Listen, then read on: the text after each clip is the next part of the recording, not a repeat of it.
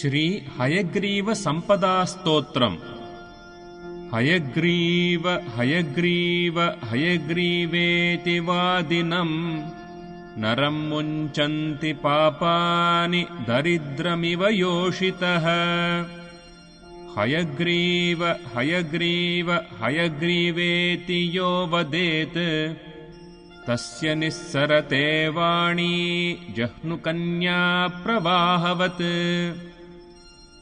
हयग्रीव हयग्रीव हयग्रीवेति यो ध्वनिः विशोभते च वैकुण्ठकवाटोद्घाटनक्षमः।